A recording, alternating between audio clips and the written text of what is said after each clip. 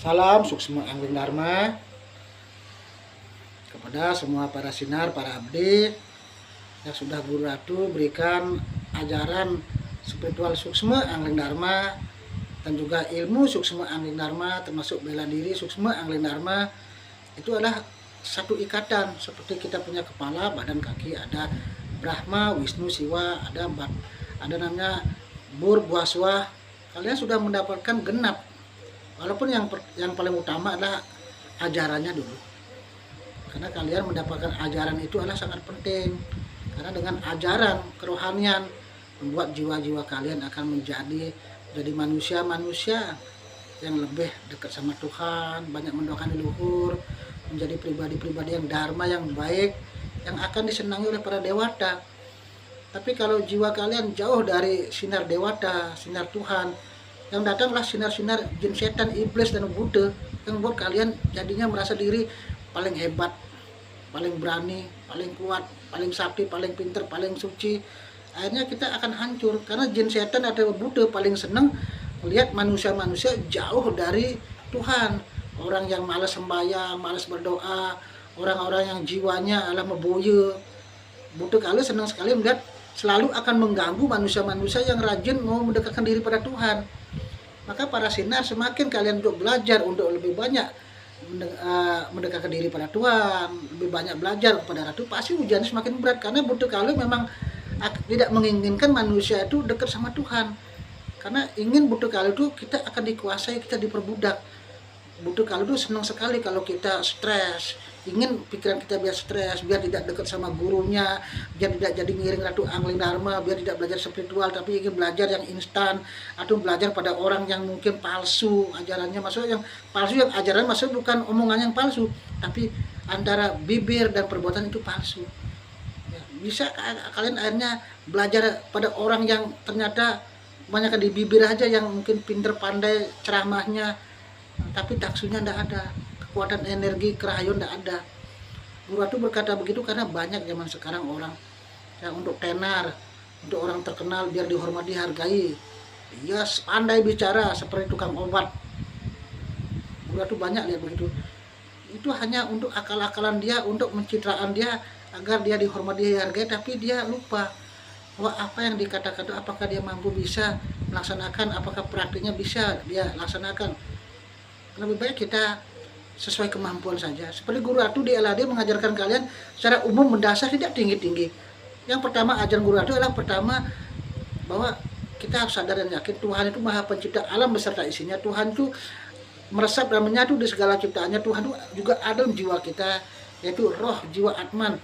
Makanya Guru Ratu sering bilang Tuhan itu juga tidak jauh dari diri kita, beliau juga ada dalam jiwa kita, yang harus kita hormati, baktian. Dengan cara apa? Setiap kita mau ngapain, kita berdoa mohon izin lu pada beliau. Kenapa kita minta izin? Karena angkian minjem, napas minjem, ya semuanya minjem. Kan itu kan logika, tidak menghayal tinggi-tinggi. Kedua, Guru Ratu mengajarkan kalian untuk belajar bersyukur tanpa pilih-pilih, baik buruk, siang malam, sakit, sehat, kita bersyukur. Guru Ratu juga mengajarkan kalian, marilah selain kita tingkatkan untuk masalah kita bersyukurnya, kita doakan leluhur.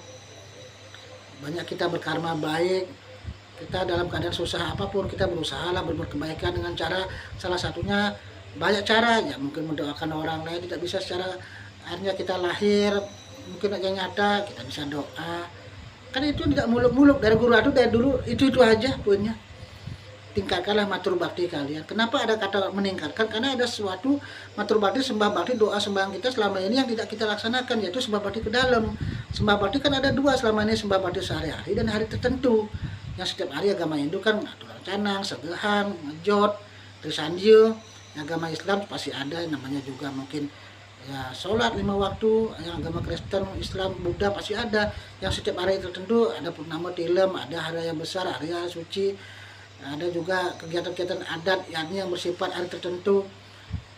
Ada dua. Sedangkan kita punya keyakinan ada Brahma, Wisnu, Siwa, ada Sang Pencipta, melihara, pelebur, ada atas, bawah, tengah, ada Bur, Buaswa, ada alam bawah, ada alam tengah, alam atas, ada matahari, ada bulan, ada bintang. Jadi kita masih masih dua punya matur bakti, makanya Guru Ratu tambahkan. Jadi tidak muluk-muluk. Guru Ratu tidak pernah mengajarkan terlalu berpantansi.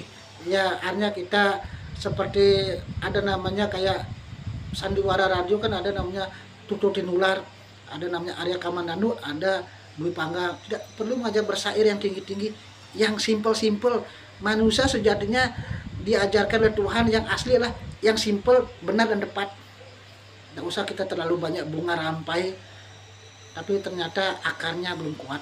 Berarti mengajarkan yang paling dasar, akarnya dulu kan. Akar yang pertama lah Tuhan itu ada di mana-mana, kita menyembah Tuhan dimanapun bisa, termasuk kita ada di tempat suci, tapi ingat akarnya, pusatnya dalam diri kita, ada di dalam jiwa kita. Tanpa kita ada Tuhan yang menyertai, yang selalu menyatu dalam jiwa kita, tidak mungkin kita bisa hidup, tidak mungkin kita bisa sembahyang. Itu yang mendasar.